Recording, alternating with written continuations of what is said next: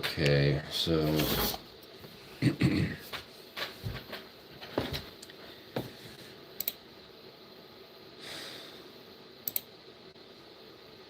don't need that anymore.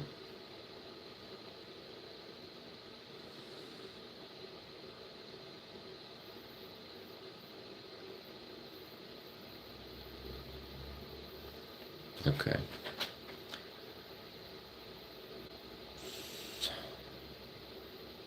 Let me check my calendar real quick. This is gonna pause the live stream. Okay. So for the 14th, we had phys histo times 2, Glen path, and then comparative anatomy.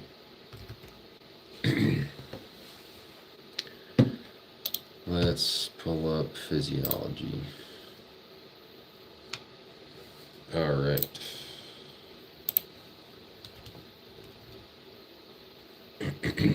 So, most water in the body is intracellular.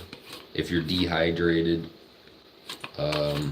obviously you drink water.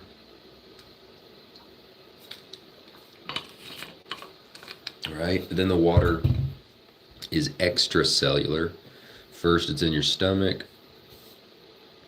Hold on. Okay. First, it's in your stomach, or it goes down to your stomach. Then it goes to your intestines, gets absorbed in your large intestine. Once it's absorbed through your large intestine, that water is in your blood, and that's extracellular. So it goes through the capillaries, and then via the capillaries, it crosses the capillary membrane. And then once that water crosses the capillary membrane, it has to cross the cell membrane to get into the cell. But intracellular water is what hydrates your skin, your whole body. It's the intracellular water, not extracellular water. And so the fine lines and wrinkles that you might have on your forehead or whatever, after you wake up in the morning, because, sleeping is a very dehydrating event. Hey, Clayne, how are you doing? You wake up dehydrated, and so, but once you drink enough water, and then you just wait a little bit, drink some more, wait a little bit more, keep drinking until your urine is not orange, right? You drink water until your pee is pretty much clear, and then that's when you're hydrated. That's how you know that you're hydrated. Yeah, it's nice to meet you, Clayne. But yeah.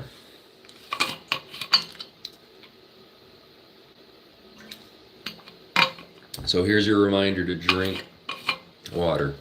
K. Young, why have I come across someone talking about pee? Well, in the medical world, they talk about things a whole lot worse than pee. So this is a vet school centered stream. So hello, Frederick. How are you? How are you doing? Thanks, Clayne. I appreciate it, Clayne. Okay, moving on.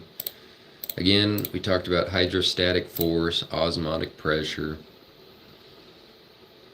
Only plasma is going through the interstitial space. It is going to be saltier inside the capillary than outside the capillary. And if there's no hydrostatic pressure, there's no urine. Because it's okay, Clayne. I hope you have a good rest of your day. See you later, man. Frederick, you're from Denmark? That's cool. I had someone on my stream earlier that was from Denmark, or another 2 days ago. That's awesome. Good morning. It is uh, it is 6:44 a.m. here. Jesus loves us all. That's right, Mr. Memester. Oops.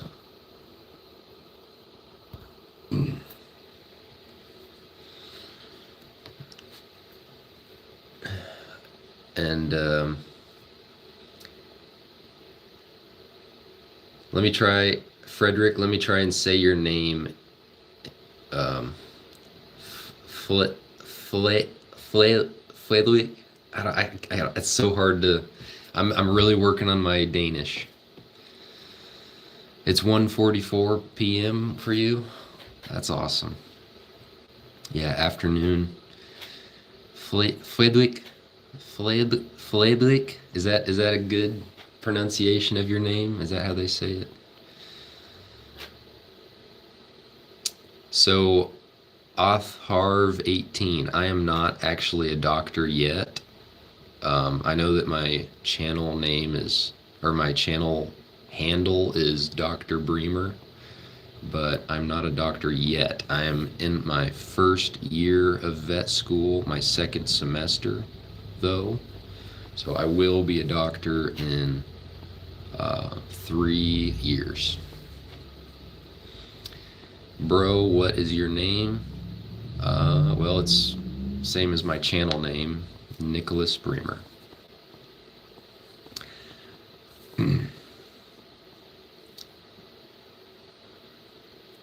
Need this much confidence in life. What, am I confident? I'd rather, well, I mean, I hope I'm not arrogant. But, yeah, you know, I'm just in school right now, and I'm getting schooled, that's for sure. Okay, there's forces impacting fluid distribution. I think I talked about this in previous streams, but plasma versus interstitial space. Which university? I know it's backwards, at least for me, but Oklahoma State University.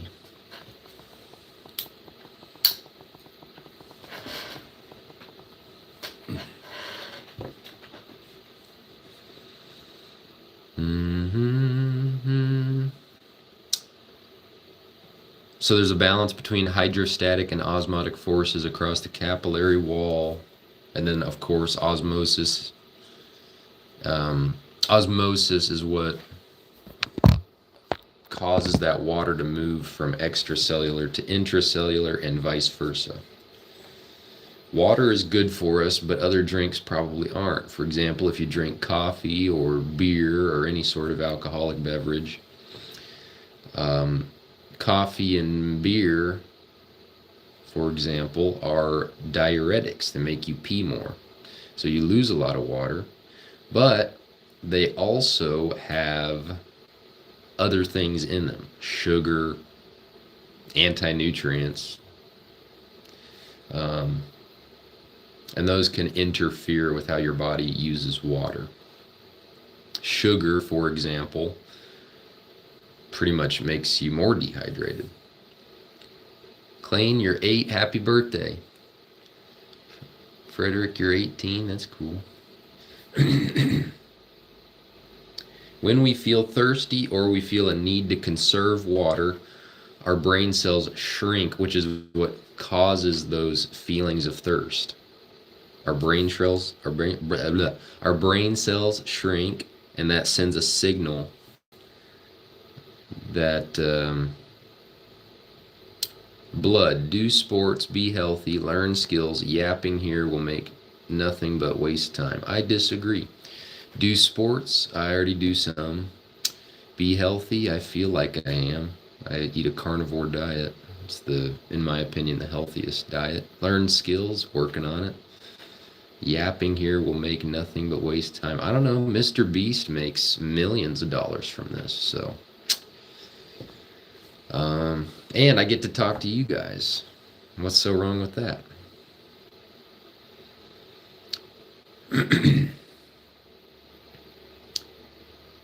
But yeah, when you're thirsty, it's because your body's making you thirsty.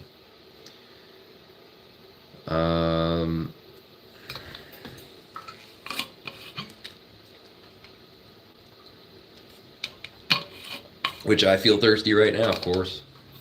I mean, I just woke up basically, I don't know, 45 minutes ago.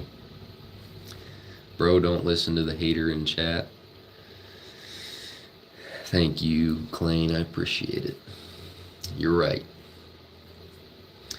Most of the time, I mean, there's plenty of haters every day. I hear them, but I never listen to them. There's truth in everything someone says, though. There, you can pick out certain things. There's truth in everything someone says. Not full truth, though. There is a difference between partial truth and full truth, but I'm going to start preaching if I start talking about that. So I'll leave that for another time. Osmotic pressure is dependent on the number, not the size of molecules. For example, 1 molecule of albumin, which has a molecular weight of 70,000, no unit, I don't know what that is.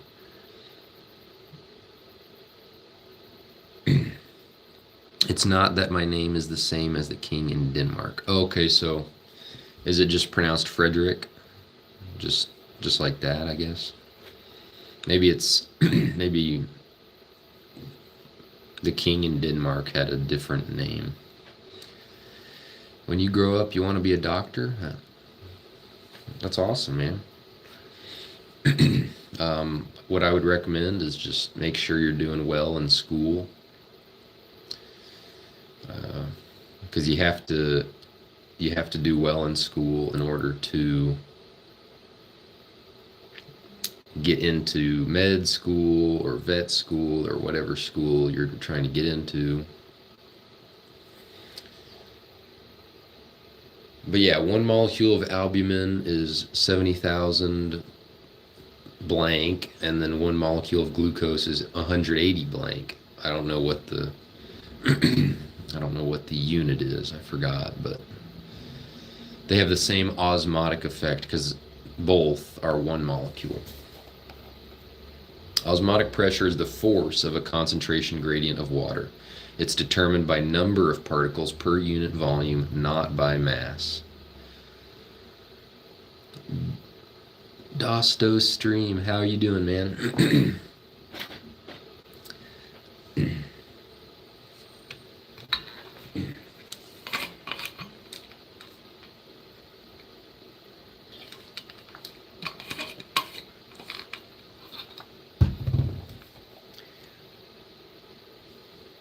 The osmolarity of body fluids.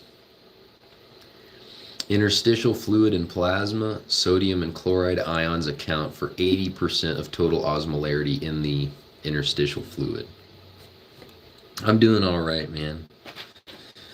I'm doing all right.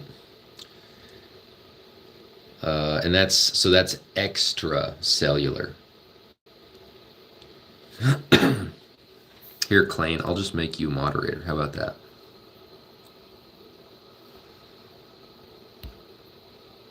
There you go.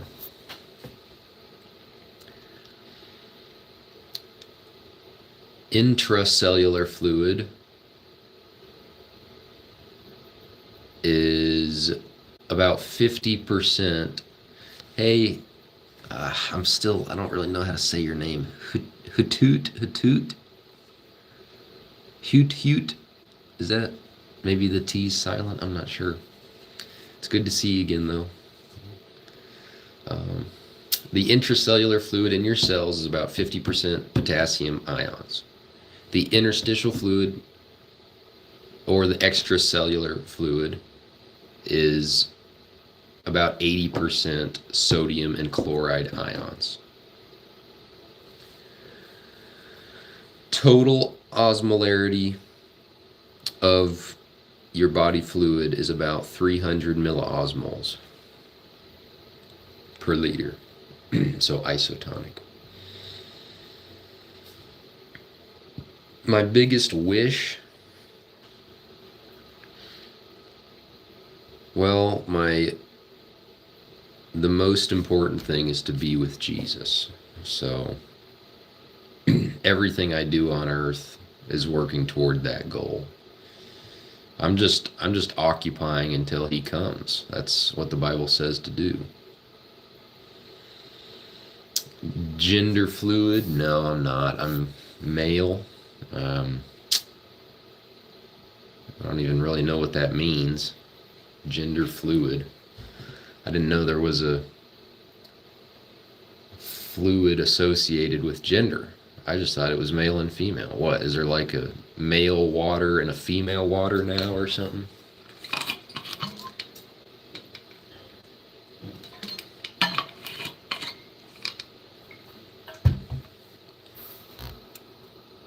That's okay, Frederick. You don't have to speak English because YouTube automatically translates what you say.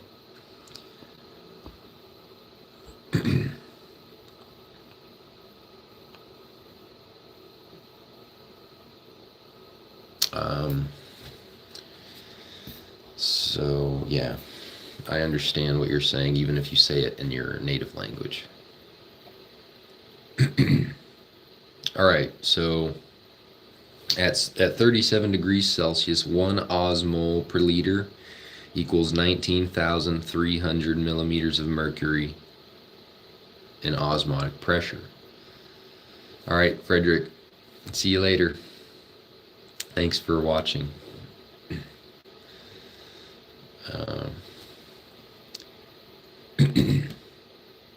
You need to adjust osmolarity with the osmotic coefficient for the respective molecule. And there's a bunch of formulas here that I need to study later, but let's keep going.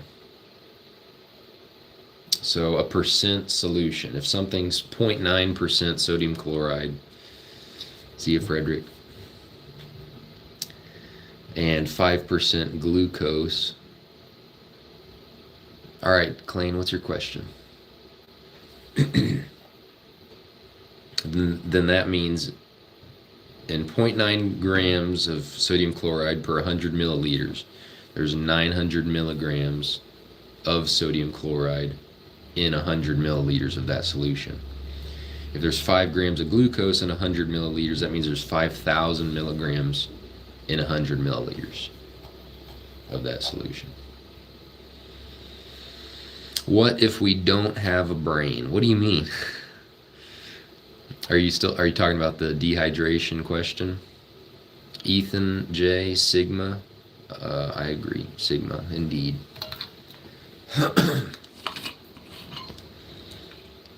So every organism, or at least every animal, has I forgot what it was called. I learned it in animal biology, but there's a certain term. It's not brain, but it technically is a brain. Anyway, every animal has a brain of some sort. But if you are a single-celled organism like an amoeba or a bacterium, then, well, it's just your cell that gets dehydrated. So, for example, if your cell, like if you are a bacterium, let's just say, if you're a bacterium and you're left out to dry, then what happens is your cell shrinks, and what happens is it'll just shrink to the point that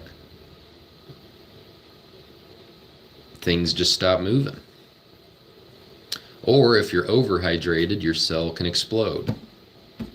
That's what literally happens. There was a woman that drank.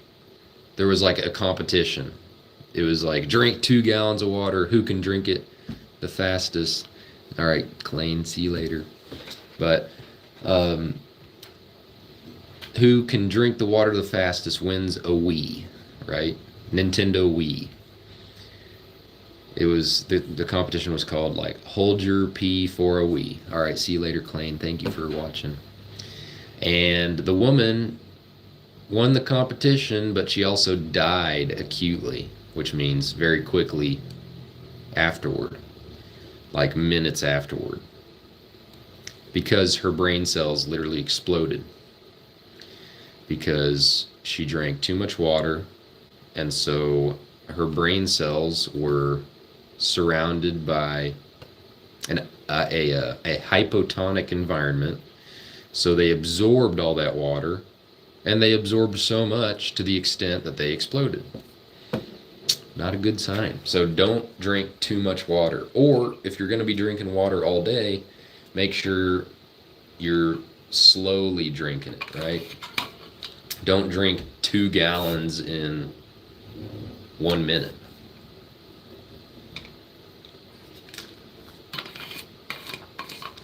Because